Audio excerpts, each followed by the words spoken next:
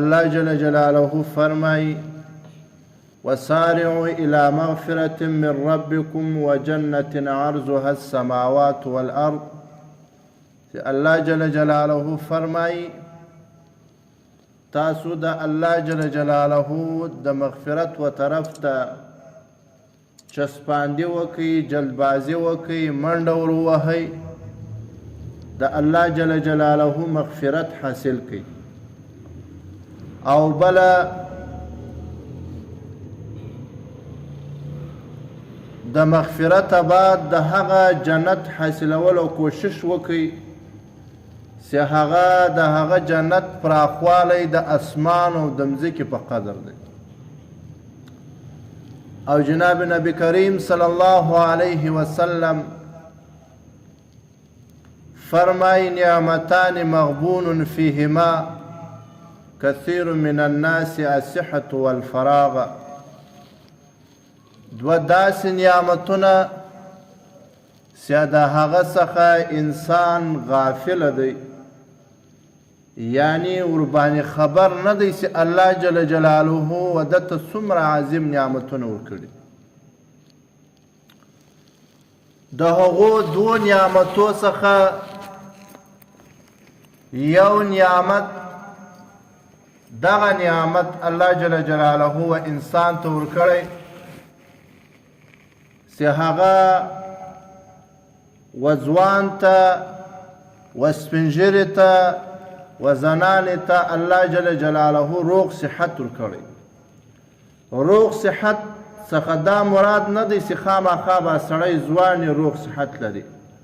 که سپین ږیری روغ صحت لري هغه هم دلته مراد دی. والفراغ او الله جل جلاله و هر انسان ته فارغ وخت ورکړی. نو دا دواړه داسې نعمتونه دي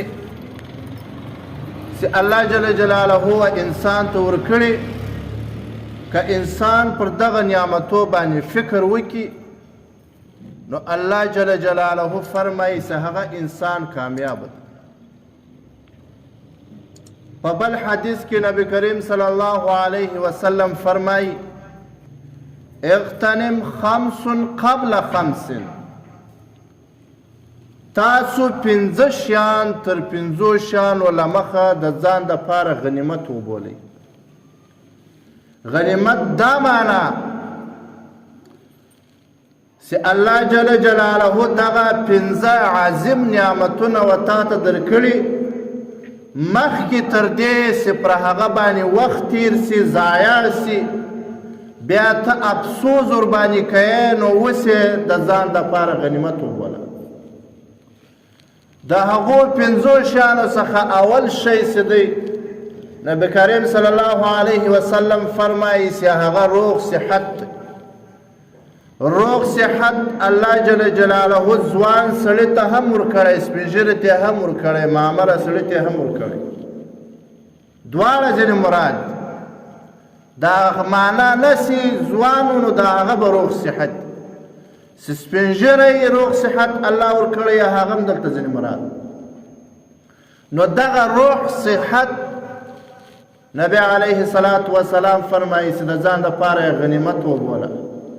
داسې وخت به در باندې راسي چې دا صحت به نه وي، ستا به ارادي چې دا مې کړې وی یا مې دا کړې وی هغه به نه سوی کولی. او دویم شی نبی علیه الصلاة والسلام فرمایي چې هغه انسان دپاره پکار دا دی چې د ځان دپاره غنیمت وبولي. دویم شی دا دی چې الله جل جلاله ښه ځواني درکړې، دغه ځواني مه ضایع کوه، دا عمر مه ضایع کوه، دا پر ښه کارو باندې مصرف کړه. دریم شی الله جل جلاله و تا ته علم درکړی، یو هنر یې درکړی. دغه علم دا هنر پر ښه کارو باندې مصرف کړه. داسې وخت در باندې راسي چې بیا به ته غواړې چې دا نیک کار مې کړی وی، لیکن هغه به بیا نه سوی کولی. او الله جل جلاله ښه مال و دولت درکړی و تا ته. دغه مال و دولت الله جل جلاله فرمایي دا مال پر ښه کارو باندې مصرف بیا به داسې وخت در باندې راسي زړه به دې غواړي چې دا کار مې کړی یا مې دا کار کړی خو نه سوی بیا کولی خامخا به یو عذر در پیش د هغه عذر پر بنا باندې بیا چې ته غواړې هغه به نه سوی کولی او پنځم شی الله جل جلاله تا ته حیات ژوند در کړی 80 کاله سو 10 کاله سو 20 کاله سو د عمر خو نه ده معلومه چې څومره عمر الله جل جلاله و تا ته درکوي نبی علیه الصلاة وسلام فرمایي چې دا عمر مه ضایع کوه په دا عمر کې په خپل ژوند کې ښه کارونه اختیار کړه پر ښه کارو باندې دا عمر مصرف نو تیره جمعه هم پر دې باندې کافي یعنی زیاتر خبره پر دا باندې سوی وه چې الله جل جلاله و انسان ته دغه عظیم نعمتونه ورکړي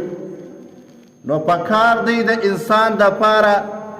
چې دغه نعمتونه ضایع نه کړي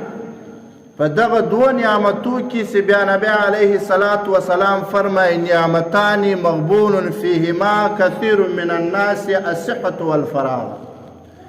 دغه دوه نعمته بیا د ټولو سره تعلق لري دا بیا خصوصي یعنی د دې خاص پکار دا دی چې د دې دوه نعمتو خیال وساتي هغه یو روغ صحت دی دا امتحان هر وخت په انسانانو باندې کیږي او ورباندې را روان روغ صحت دی 10 ورځې بعد بیا روغ صحت نه بیا هغه سړی بیمار الله جل جلاله ښه وخت ورکړی بیا داسې ټیم ورباندې راسي هغه وخت له ده سره نه یا فارغه ټیم دا دواړو بیا خصوصي نبی علیه الصلاة وسلام په بل حدیث کې ذکر کړي چې انسان ځینې غافله او بې فکره هغه دغه دوه نعمتونه دي چې دا نه فکر کې وي او دی ځینې غافله دی هغه یو روغ صحت دی او فارغه